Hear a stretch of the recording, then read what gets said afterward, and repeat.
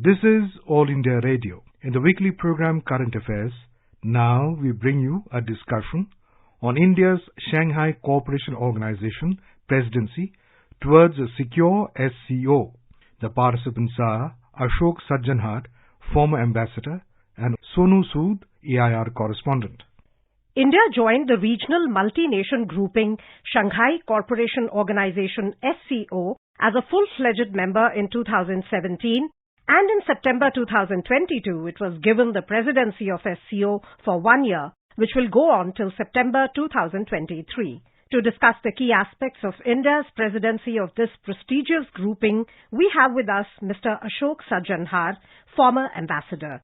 Sir, a warm welcome to you from All India Radio. Thank you very much. Pleasure to be with you. Sir, to begin the discussion, can you tell us about the significance of India's membership in the SCO and India's priority areas during this 1 year presidency period? How important is this presidency for India? India became a member of this organization in 2017. We had become an observer to this organization in 2005. And as you can see, it took us about 12 years because of a variety of geopolitical reasons, which I'll not go into right now. Now, Shanghai Cooperation Organization, in fact, started as what is known as a Shanghai 5 in 1996 in the wake of the breakup of the Soviet Union. And then it became the Shanghai Cooperation Organization with 6 members, including Uzbekistan, in 2001. And India became a member in 2017. There are 2 major standing bodies of the Shanghai Cooperation Organization. One is in terms of the meeting of the prime ministers of all the countries that are members. Currently, there are 8 members. There are 4 members from Central Asia, that is Kazakhstan, Tajikistan, Kyrgyzstan, and Uzbekistan. There are 2 more, that is Russia and China. These are the original 6 members, and then India and Pakistan became members in 2017. That makes it 8, and this year, when India hosts the summit of the SCO, Iran will also be joining. So this is very briefly the evolution, how the SCO has evolved over the last 20 years or so. As far as India is concerned, this region is the Central Asian region, is what we term as our extended neighborhood. Now, because we do not have any geographically contiguous borders with any of the countries in Central Asia, our relations, although in the past they have been extremely vibrant and dynamic, but after the independence of these countries on the breakup of the Soviet Union in 1991, we have not been able to have these very active, dynamic relations. So Shanghai Cooperation Organization is an entity, is an organization, is a platform on the basis of which we can advance our cooperation and we are also taking up a large number of connectivity projects. And finally, I would say this region, Central Asian region, is extremely rich in natural resources, in oil and gas, in which India is deficient, and India needs these fossil fuels. So if we can make some way of transporting these energy resources to India, that will also be extremely helpful for us.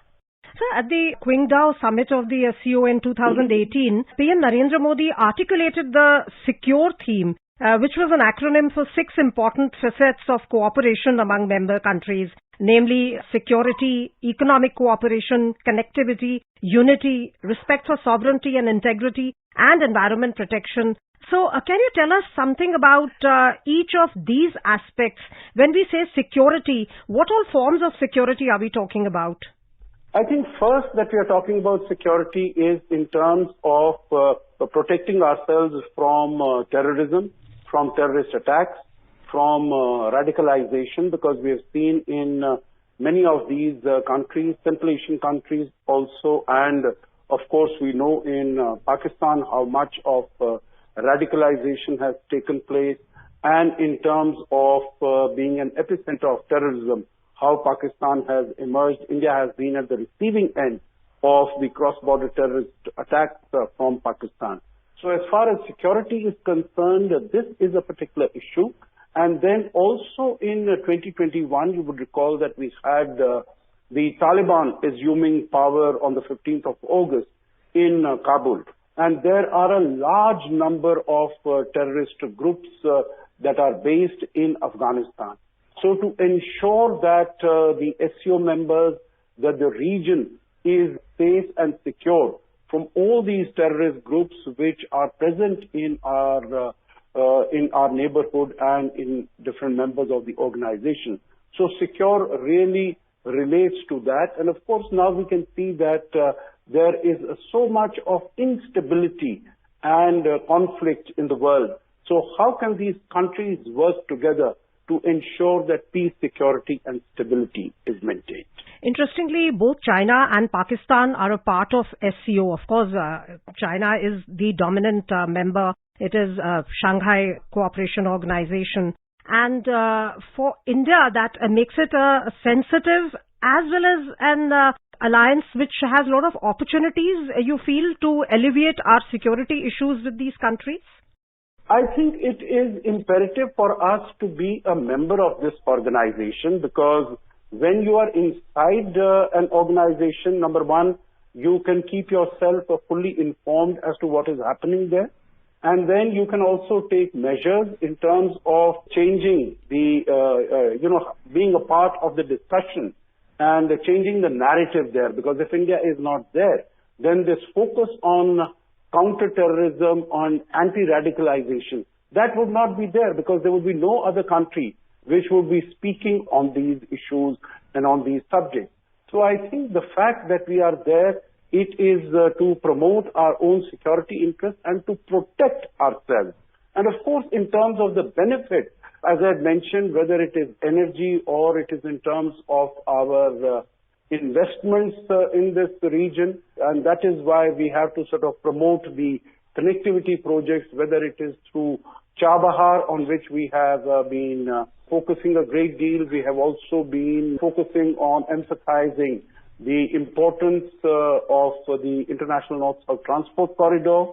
And in addition to what you mentioned, secure, and very correctly, that this is what the Prime Minister had mentioned at the Qingdao Summit in 2018. But he's also, in terms of the priorities of our presidency, both when we were heading the Council of Governments, which was at the level of the Prime Ministers, which took place 2 years ago. India was the chair of that meeting. And now we are chair of the Heads of State Council of the Shanghai Cooperation Organization. We have taken up the issue of startups and innovation, science and development, and traditional medicine. These are the three priorities that have been identified by India, and we have been working very assiduously on all these issues. Sir, India is simultaneously holding presidency of both G20 and SCO. Does this reflect India's rising stature on the global arena? The world has great hopes and expectations from India at this stage, because we have found that over the last 3 years, particularly, when whether it was the pandemic or it is the Russia-Ukraine conflict, India has acquitted itself very creditably. It has become the fifth largest economy in the world. It is the fastest growing major economy.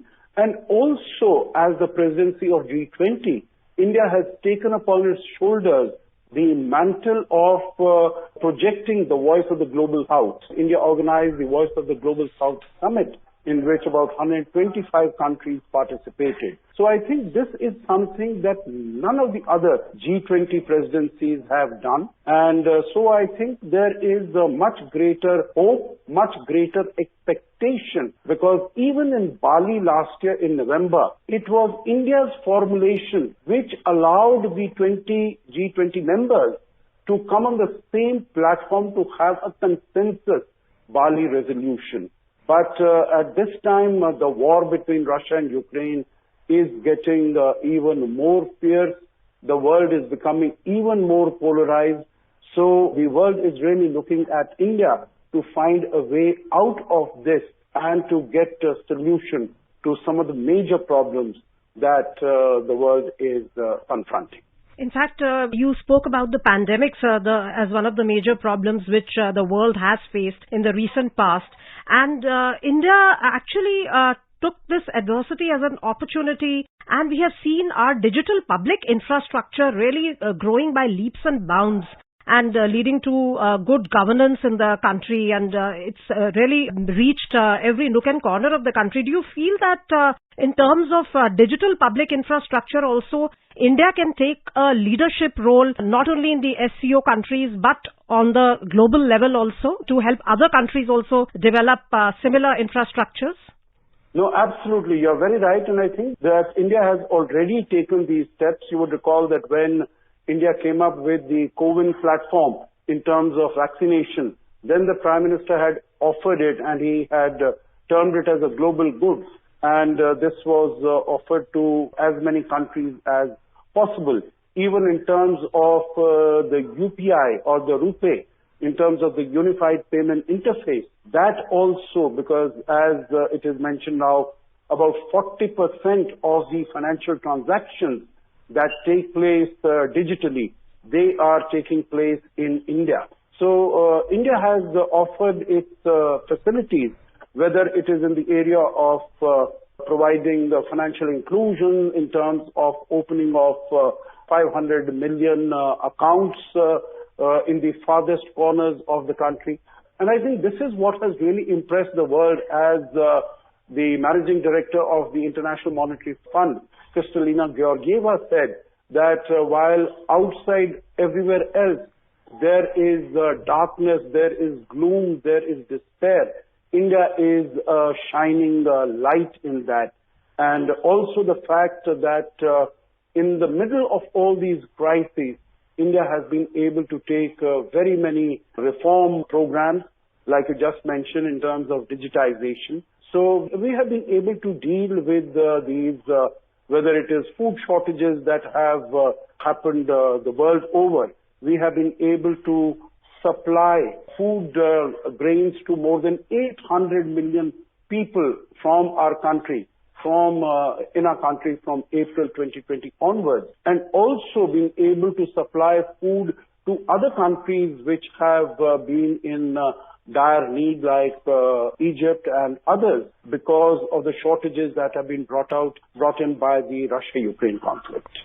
In fact, in October 2022 meeting of SCO, Prime Minister Shri Narendra Modi had invited SCO community to be a part of Mission Life. So you think this lifestyle for environment, that is also a very big conceptual, boost which our country has given to encourage people to follow a lifestyle which is sustainable? No, you're absolutely right. I think this is the need of the hour today. And what we know that what we've been saying for a long time, that it is climate change has evolved as an existential threat for humanity. So we need to take action on it right now. And this is what India has been doing. India has been not only making statements, but India has been walking the talk. In fact, India is the only country in G20 which has met its Paris Accord commitments fully. We have continued to increase our targets in terms of becoming a net zero country by 2070, in terms of producing 500 gigawatts of renewable energy by 2030. So our track record on all these is very, very impressive. And the lifestyle for environment, which the Honorable Prime Minister, the call that he gave at COP26 in Glasgow 2 years ago, I think that is definitely, that is being taken forward both through our G20 presidency as well as the SCO presidency, and that can really show the way to the world as to how to deal. Sir, yesterday at the SCO meeting on prevention and elimination of emergency situations, which was held in Delhi, Union Home Minister and Minister of Cooperation Shri Amit Shah said that SCO has provided an excellent platform for harmonizing cooperation with all member countries, and India is ready to share its expertise and experience in disaster risk reduction. We have seen, sir, because of this climate change, disaster frequency and intensity has been going up or fluctuating. So how do you see this aspect? How strong is India in this field and how much of a support it can provide to the other SCO members?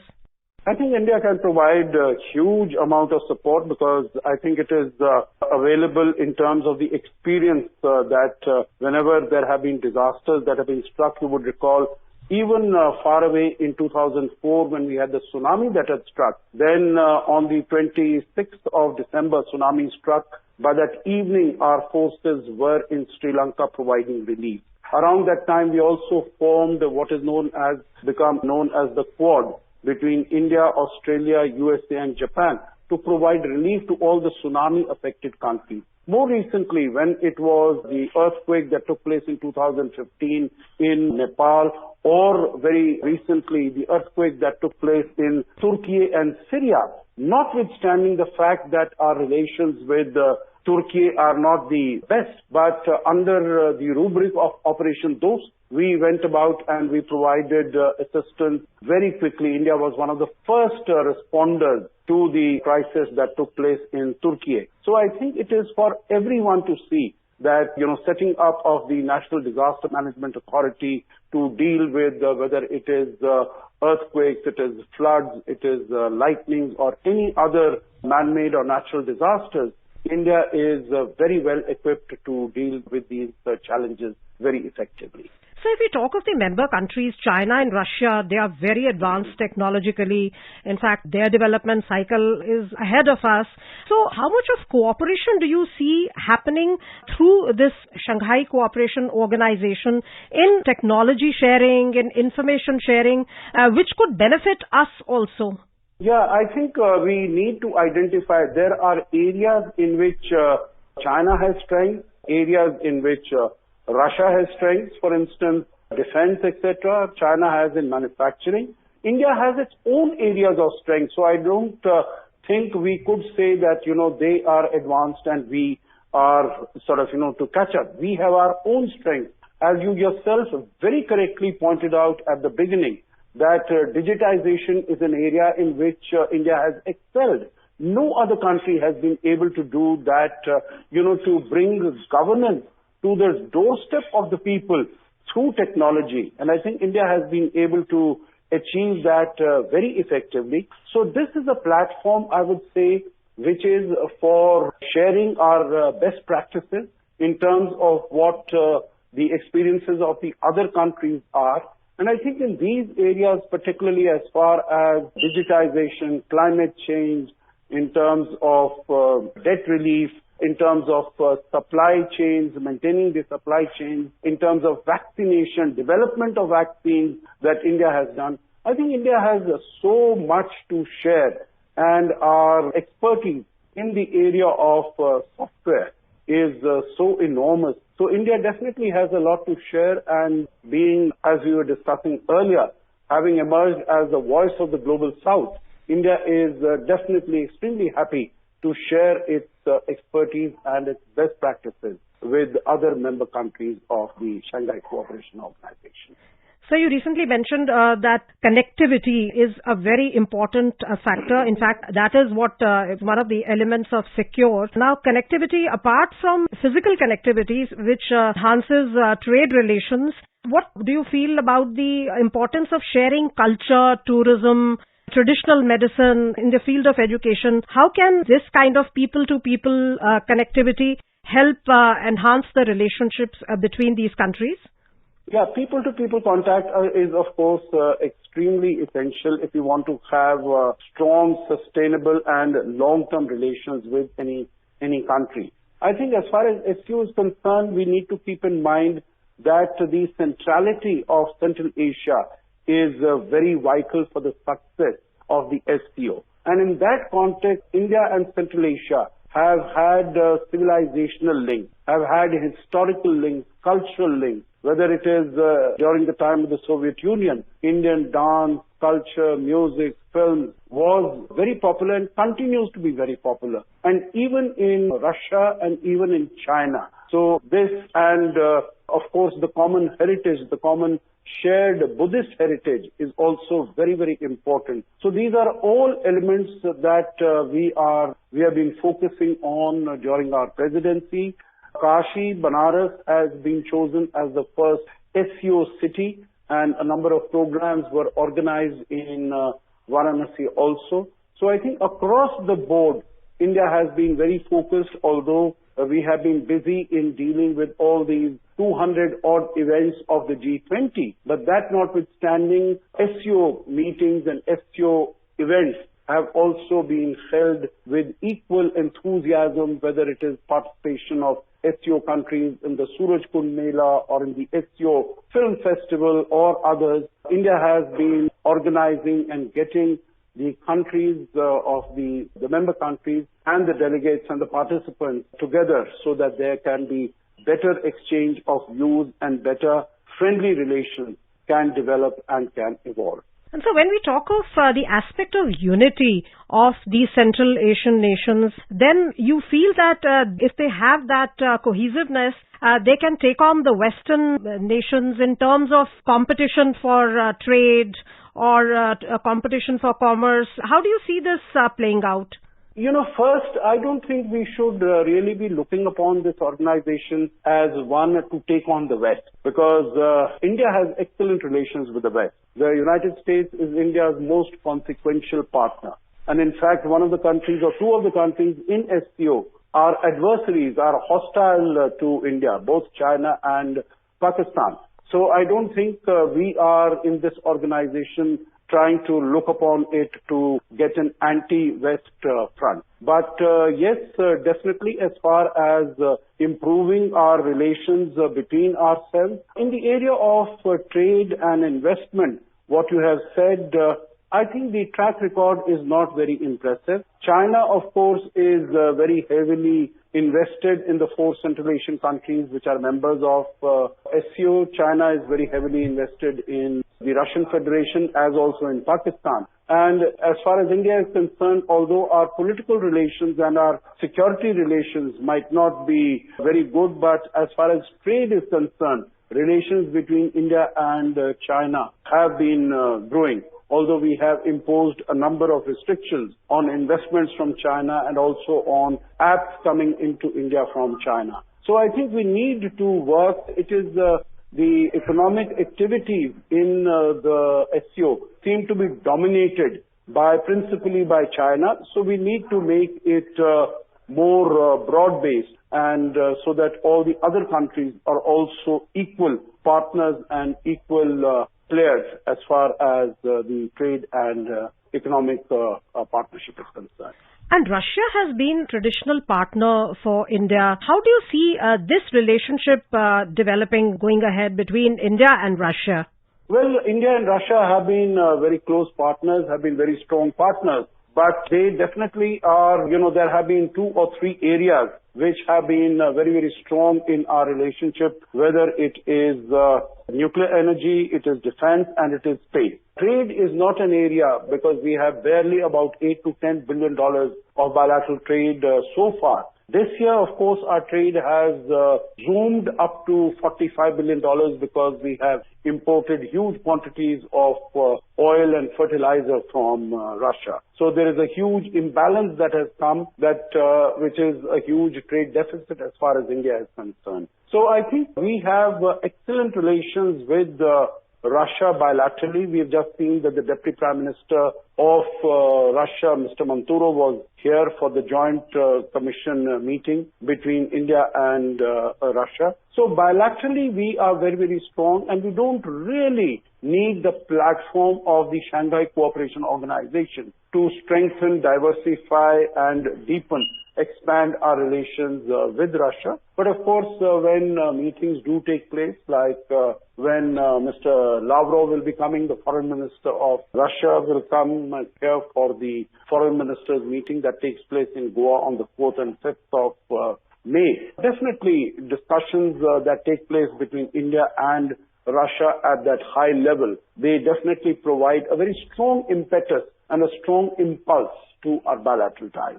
Ukraine crisis has definitely led to a lot of problems like food security, energy security, inflation because of supply chain disruptions. Can we expect any coordinated approach towards solving the Ukraine crisis during India's presidency? I'm very doubtful because I don't think that Russia is in any mood to, bring down its operations there. And also, as far as this forum is concerned, I don't think Russia will be opposed in any way by any of the countries, not by India, not by China. So India will definitely speak out in favor of peace, of diplomacy and dialogue. But I don't think that any particular effort or move would be forthcoming to bring peace or to put any sort of pressure on Russia. And definitely the Western countries are not here, so no pressure can be put on the Western countries also. So I don't think that the current, whether it is the summit or the current meeting, foreign ministers meeting of the SCO which takes place in early May, that could play any significant role in bringing down the tension as far as the Russia-Ukraine conflict is concerned.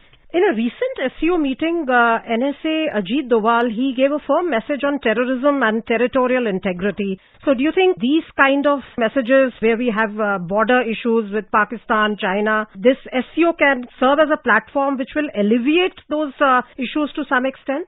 Well, this is another platform that we have to utilize. We have to utilize all fora that become available to us, all meetings, whether it is of the ASEAN, whether it is of SCO, whatever, or there are bilateral platforms that become available to us. We have to keep on raising the issue of terrorism from Pakistan, radicalization, and hope that this will put pressure on Pakistan to that extent. But if we are expecting any decision or any resolution against Pakistan from this organization, then I don't think it is going to happen. There might not be quick solutions coming through, but you feel that these multi-nation organizations which are burgeoning, they will definitely lead to better cooperation on many fronts like economic cooperation, connectivity, and growing respect for sovereignty and integrity? Yes, absolutely. I think we need to use all platforms. Of course, there are other avenues also available when we speak about connectivity, for instance. In this fora, then we are also on the bilateral and trilateral. We are working with Iran, we are working with Uzbekistan to promote our connectivity project. We are working with Iran, Azerbaijan and Russia to promote the INSTC, the International North-South Transport Corridor.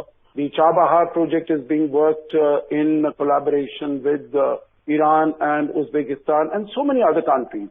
So I think all these platforms, all these fora are extremely valuable, are extremely useful, and we should continue to use them to the maximum extent possible. And so the, burning issue, environment protection, how effective you feel this fora will be to achieve that, because that is something which has to be done collectively. No, yes, I think climate change is definitely an insecure. That was also one of the E's was environmental protection. And definitely we should continue to focus on it. But again, as you and our listeners would realize, that the bodies which take decisions on these issues are it's in the COP meetings, the Conference of the Parties meeting. The COP27 took place in Sharm el-Sheikh and COP28 is going to happen now later this year.